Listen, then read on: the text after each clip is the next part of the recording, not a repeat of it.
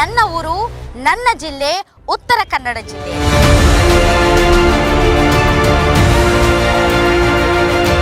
ಪಕ್ಷ ಅಥವಾ ಏನು ಬಿಜೆಪಿ ಹೇಳ್ತಕ್ಕಂತಿದ್ದಾರೆ ಅವ್ರಿಗೆ ಇನ್ನೂ ಕೂಡ ಧರ್ಮಕ್ಕೆ ಬೆಂಕಿ ಹಚ್ಚಿ ರಾಜಕಾರಣ ಮಾಡ್ತಾ ಇದ್ದಾರೆ ಬಿಟ್ರೆ ನಾವು ಉತ್ತರ ಕನ್ನಡ ಜಿಲ್ಲೆಗೆ ಹೀಗೆ ಮಾಡ್ತಾ ಹೇಳ್ತಕ್ಕಂಥ ಯಾವುದು ಕೂಡ ಅವರು ಸ್ಪೆಸಿಫಿಕ್ ಆಗಿ ಮೆನ್ಷನ್ ಮಾಡಿಲ್ಲ. ನಮ್ಮಿಂದ ಆರಿಸೋದವರು ಗೊಡ್ಸೇ ಇಲ್ಲ ಅವರಿಗೆ. ಇಲ್ವಾ?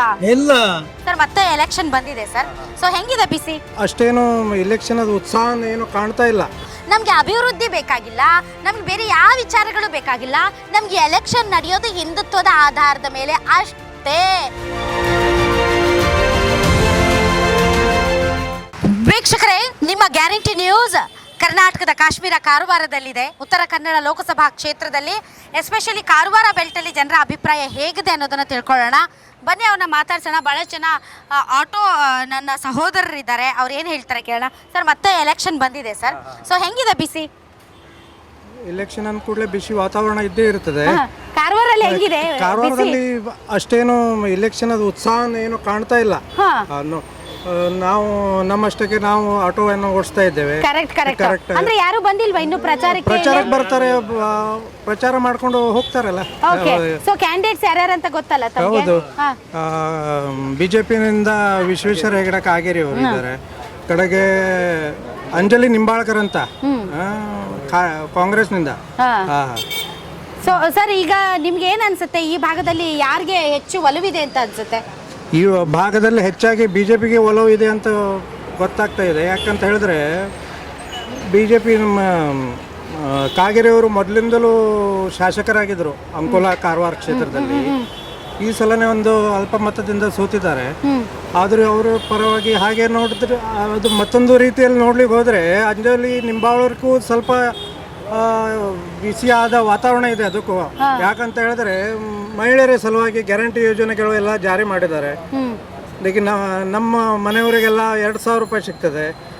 ಮತ್ತು ಬಸ್ ಮೇಲೆ ತಿರುಗಾಡಲಿಕ್ಕೆ ಹೋಗ್ತಾ ಇದ್ದಾರೆ. ಅದನ್ನು ಬಿಟ್ಟು ಕರೆಂಟಿಂದ ಒಂದು ಸ್ವಲ್ಪ ಜನರಿಗೆ ಸಿಗ್ತಾ ಇದೆ. ಈಗ ನಿಮ್ಮ ಹೆಣ್ಮಕ್ಳು ಕೂಡ ನಿಮ್ಮ ಮಾತು ಕೇಳ್ದಂಗೆ ಆಗಿದ್ದಾರೆ. ಅಂದ್ರೆ ನೀವೇನಾದ್ರೂ ಬಿಜೆಪಿ ಓಟ್ ಹಾಕಂದ್ರೆ ಇಲ್ಲ ನಾನು ಕಾಂಗ್ರೆಸ್ಗೆ ಓಟ್ ಹಾಕ್ತೀನಿ ಅನ್ನೋ ತರದಲ್ಲಿ ಮಾತಾಡ್ತಾರೆ ಅವರು. ಹೌದು, ವಿಶೇಷವಾಗಿ ಯಾಕಂತ ಹೇಳಿದ್ರೆ ಅವರಿಗೆ ಮನಸ್ಸಿನಲ್ಲಿ ಏನಾಗಿದೆ ಅಂತ ಹೇಳಿದ್ರೆ ಬಿಜೆಪಿ ಸರ್ಕಾರ ಬಂದ್ರೆ ಈ ಕಾಂಗ್ರೆಸ್ ಏನು ಕೊಡ್ತಾ ಇದ್ದ ಯೋಜನೆ ಎಲ್ಲ ಪೂರ್ತಿ ಬಂದ್ ಆಗೋದಂತ ಒಂದು ವಿಚಾರ ಇರ್ತದೆ ಅವರಿಗೆ, ಅವ್ರ ಮನದಲ್ಲಿ. ಹೆಣ್ಮಕ್ಳಿಗೇನು ದಿವಸ ಒಂದು 100 ರೂಪಾಯಿ ಸಿಕ್ಕಿದ್ರು ಅವ್ರಿಗೆ ಖುಷಿಯಲ್ಲೇ ಇರ್ತಾರೆ. ಮತ್ತು ನಮಗೆ ಬೇರೆಯಿಂದ ಕಾಂಗ್ರೆಸ್ ಸರ್ಕಾರದಿಂದ ಎಂಥದ್ದು ಏನೂ ಇಲ್ಲ. ಈಗ ನೋಡಿ HRP ಎಂಥದ್ದು ಕಸಲ್ತೆ HRP ಅಂತ ಎಂಥ ನಂಬರ್ ಪ್ಲೇಟ್ ಎಲ್ಲ ಚೇಂಜ್ ಮಾಡಬೇಕಂತ ಹೇಳ್ತಾ ಇದ್ದಾರೆ. ಈಗ ಅದಕ್ಕೆ 500 ರೂಪಾಯಿ 500-600 ರೂಪಾಯಿ ಕೇಳಬೇಕು.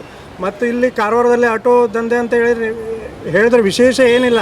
ಈಗ ನಾವು ಶೇರ್ ಸಿಸ್ಟಮ್ನಲ್ಲಿ 20 ರೂಪಾಯಿ ಒಂದು 3-4-5 ಕಿಲೋಮೀಟರ್ ತನಕ ಜನರಿಗೆ ತಗೊಂಡು ಬರ್ತಾರೆ. ಈಗ ನೋಡಿ ನೀವು ಕ್ಯೂನಲ್ಲಿ ನಮ್ಮ ಸುಮಾರಷ್ಟು ರಿಕ್ಷಾ ನಿಲ್ತಿದ್ದಾವೆ. ಅದಕ್ಕೆ ನಮಗೇನು ನಾವು ಆ ದಿವಸ 7ನೇ ತಾರೀಕಿಗೆ ಮತ ಇದೆಯಲ್ಲ, ನಾವು ಹೋಗಿ ಮತ ಮಾಡ್ಕೊಂಡು ಬರಲೇಬೇಕು. ಮತ್ತು ಮತ ಎಲ್ಲರೂ ಹಾಕಲೇಬೇಕು. ಮತ್ತು ದೆಹಲಿಯಲ್ಲಿ ಒಂದು ಸುಭದ್ರ ಸರ್ಕಾರ ಮಾಡಲೇಬೇಕಾದಂತೂ ಮನೋ ಇಚ್ಛೆ ಇದೆ ನಮ್ಮ ಡ್ರೈವರಿಗೆ. ಓಕೆ, ತಾವೇನು ಹೇಳ್ತೀರಿ ಸರ್? ನೀವೇನು ಹೇಳ್ತೀರಿ ಸರ್? ಏನು ಹೇಳಲ್ಲ ನೀವು? ಹಿಂಗೆ ನಮ್ಮ ಕಾರವಾರ ಜನ, ಉತ್ತರ ಕನ್ನಡ ಜನ ಹೆಂಗೆ ಗೊತ್ತಾ, ಈ ಮಾತಾಡೋದೇ ಇಲ್ಲ ನೀವು. ನಿಮ್ಗೆ ಏನೇ ಸಮಸ್ಯೆ ಇರಲಿ ನೀವು ಬಾಯಿ ಮುಚ್ಕೊಂಡೇ ಇರ್ತೀರಾ. ಅದಕ್ಕೆ ನೋಡಿ, ನೀವು ಕರ್ನಾಟಕದ ಬೇರೆ ಬೇರೆ ಭಾಗದಲ್ಲಿ ನೋಡ್ಬೇಕು. ನೀವು ಮಂಡ್ಯ, ಮೈಸೂರು, ತುಮಕೂರು ಆ ಕಡೆ ಎಲ್ಲ ಜನ ಓಡಾಡಿ ಶರ್ಟ್ ಪಟ್ಟಿ ಹಿಡ್ಕೊಂಡು ಕೆಲಸ ಮಾಡಿಸ್ಕೊತಾರೆ. ನಾವ್ ಹೆಂಗೆ ಅಂದ್ರೆ ಮಾತಾಡೋದು ಇಲ್ಲ ನಾವು ಜನ. ಉತ್ತರ ಕಾರವಾರದಲ್ಲಿ ವಿಶೇಷವಾಗಿ ಹೆಚ್ಚು ಜನ ಮಾತಾಡದವರು ಮಾತಾಡ್ತಾ ಇರ್ತಾರೆ. ಅಷ್ಟೇ. ನಿಮ್ಗೆ ಏನ್ ಅನ್ಸುತ್ತೆ ಸರ್? ಯಾರು ಬರ್ಬೋದು? ಬಿಜೆಪಿ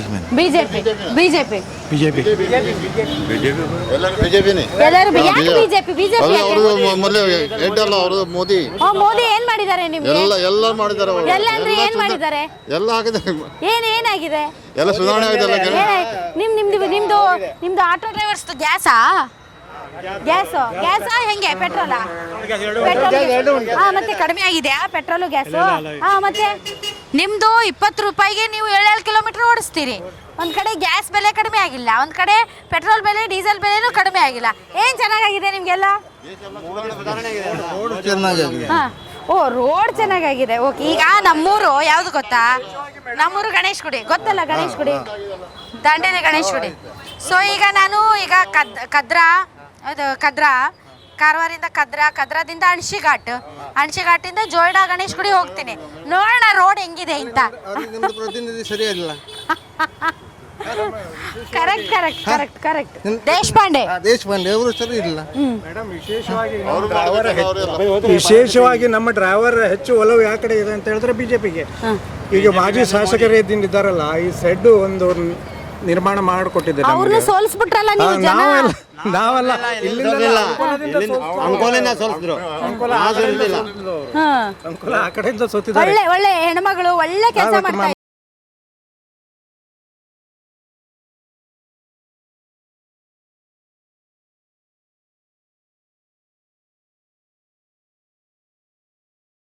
ಬೆಳಂಬಾರ ಗ್ರಾಮ ಪಂಚಾಯಿತಿ ವ್ಯಾಪ್ತಿಯಲ್ಲಿ ನಾನಿದ್ದೇನೆ ವೀಕ್ಷಕರೇ. ಇಲ್ಲಿ ಬಹಳಷ್ಟು ಮೀನುಗಾರರಿದ್ದಾರೆ. ನಾನು ಆಗ್ಲೇ ಹೇಳಿದಾಗೆ ಉತ್ತರ ಕನ್ನಡ ಜಿಲ್ಲೆ ಅದು ಎಷ್ಟು ದೊಡ್ಡ ಕರಾವಳಿ ಇದೆಯೋ ಅಷ್ಟೇ ದೊಡ್ಡ ಪಶ್ಚಿಮ ಘಟ್ಟನೂ ಇದೆ, ನದಿ ಇದೆ, ಸಮುದ್ರ ಇದೆ. ಸಮುದ್ರ ತೀರದಲ್ಲಿ ವಾಸಿಸುವಂತಹ ಸಾವಿರಾರು ಕುಟುಂಬಗಳಿವೆ. ಅವರ ವೃತ್ತಿ ಮೀನುಗಾರಿಕೆ. ಸೊ ಮೀನುಗಾರಿಕೆ ಕುಟುಂಬದ ಸಾಕಷ್ಟು ಹೆಣ್ಮಕ್ಳು ನಮ್ಮ ಜೊತೆಗೆ ಇದ್ದಾರೆ. ಬನ್ನಿ ಅವ್ರ ಅಭಿಪ್ರಾಯ ಏನು ತಿಳ್ಕೊಳ್ಳೋಣ. ಮೇಡಮ್, ಎಲೆಕ್ಷನ್ ಬಂದಿದೆ. ಸೊ ಬಿಜೆಪಿ ಅವರು ಬರ್ತಿದ್ದಾರೆ, ಕಾಂಗ್ರೆಸ್ ಅವರು ಬರ್ತಾ ಇದ್ದಾರೆ, ಎಲ್ಲರೂ ಬರ್ತಾ ಇದಾರೆ ಅಲ್ವಾ? ಎಲ್ಲರೂ ಬರ್ತಾ ಇದ್ದಾರೆ. ಸೊ ಯಾರು ಬಂದ್ರು ಕೂಡ ಸಮಸ್ಯೆಗಳು ತೀರಲ್ವೋ ಅದ್ ನೀವೇ ಹೇಳ್ಬೇಕು. ನಿಮ್ ಸಮಸ್ಯೆ ಏನು? ಜೆಟ್ಟಿ ಬೇಕು ಸರ್, ಬೋಟ್ ಇಡ್ಲಿಕ್ಕೆ, ದೋಣಿ ಇಡ್ಲಿ, ಬಂದರ್ ಬೇಕು. ಬಂದರ್ ಇದ್ರೆ ನಮ್ ಜೀವನ ನಮ್ ಬಂದರ್ ಬೇಕೇ ಬೇಕು. ಓಟ್ ಹಾಕ್ತಿದ್ರೆ ನಮ್ ಬಂದರ್ ಬೇಕೇ ಬೇಕು. ಮೋದಿ ಅವ್ರಿಗೆ ಓಟ್ ಹಾಕಿದ್ರೆ ಬಂದರ್ ಬೇಕು. ಓಕೆ, ಸೊ ತಾವೆಲ್ಲ ಮೋದಿ ಅವ್ರಿಗೆ ಓಟ್ ಹಾಕ್ತೀರಾ? ಹೌದು ಮೇಡಮ್, ನಮ್ ಮೋದಿ ಬಿಜೆಪಿ. ಯಾಕೆ ಬಿಜೆಪಿ?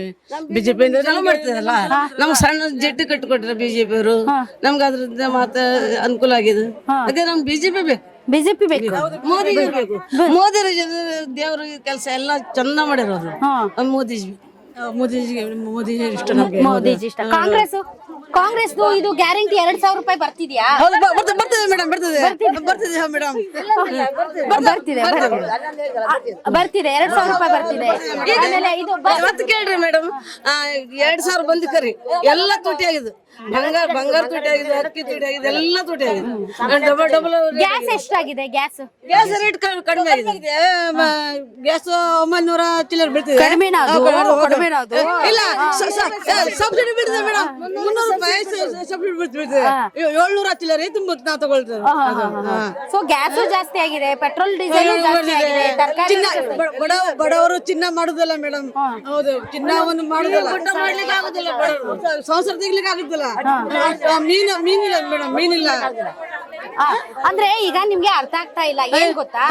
ಈಗ ಗ್ಯಾಸು, ಪೆಟ್ರೋಲು, ಡೀಸೆಲ್ ಅಲ್ಲಿ ಡೆಲ್ಲಿಯಿಂದ ಕಡಿಮೆ ಮಾಡ್ಬೇಕು. ಹೌದು ಮೇಡಮ್. ಕೆಲವೊಂದು ಇಲ್ಲಿಂದ ಮಾಡ್ಬೇಕು. ಹೌದು, ಇಲ್ಲಿರೋದು ಯಾವ್ದು ಗೌರ್ಮೆಂಟ್?